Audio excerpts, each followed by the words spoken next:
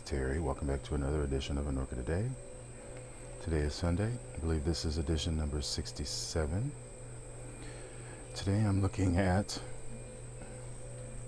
one of the few oncidiums that I do grow. I have a few, but this is a species that I always wanted to have, but this is not so widely available.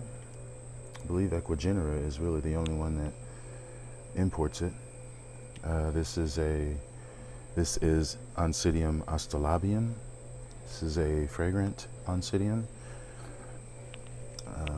I am going to repot this today. This is a good time to repot because it is halfway through the new growth.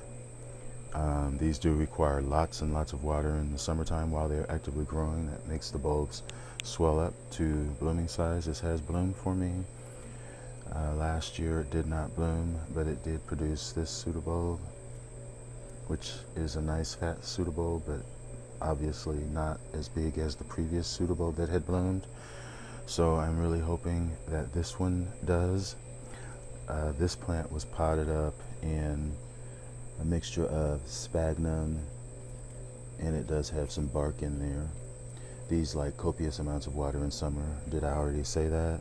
Produces the inflorescence from the mature pseudobulb from the sheath that's inside of the leaf axil in there. These are native to Venezuela and Ecuador and Peru, and yeah, it is from low to moderate altitudes, and actually it probably prefers cooler temperatures.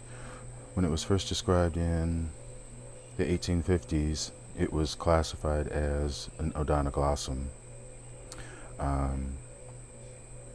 but it has since been changed to an oncidium.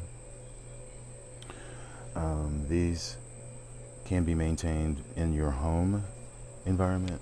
They do appreciate a higher humidity with good air movement around the plants, but they can be grown successfully with humidity in the 40% to 50% range. As I said, they do require watering all year round, although 0 to no fertilizer in the wintertime. But at the same time, they do benefit from bloom fertilizer that I switch to in the fall, as opposed to in the growing season I am giving them grow fertilizer. That makes sense. That helps to promote their blooms and the number of blooms on the inflorescence, because these typically bloom from late spring to into the fall, and the flowers are very long lasting. I will post a picture. This is my favorite oncidium. Yeah, so this is going to be due for a repot. What I'm going to do is, I'm not going to do the repot, but what I am going to do is I'm going to dump this out just so we can see together what's in the pot. And as you can see, it is very wet. And bear in mind, it has been watered this morning, but I would say that the media is retaining a little bit too much at this time. Yeah, I would probably say that. So in this plant and any of your other plants that you have to give them a lot of water, you have to also replenish the media that they are in to keep the roots fresh. Otherwise the roots will get mushy and will not get air there, and they will rot. So the roots are okay. So yeah, I will put that, probably just I'm actually going to put it in this pot with the peanuts in the bottom with just some bark. That's what I would do. And I will just show that to you at another date. But what I also wanted to show before I cut this video off is some of these flowers on this have opened. I showed this last week. This is Chrysocentrum.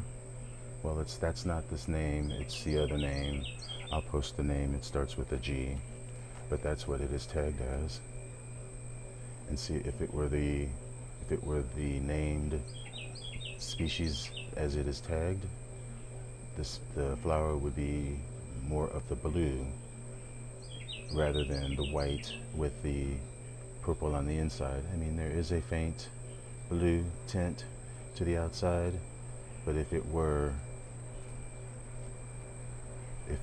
this plant, Marilianum, the flower would be a much more intense blue color. So that's how you can tell the difference, other than the foliage is different. But that is the flower. And also I wanted to show you my Richard Mueller. And I don't know if this will open up more to a full-size lip. Honestly, I don't care. I love the random spotting, the big and the small. So yeah. But if you've enjoyed this video, subscribe to my channel, please, and press the like button. Enjoy your orchids. Bye.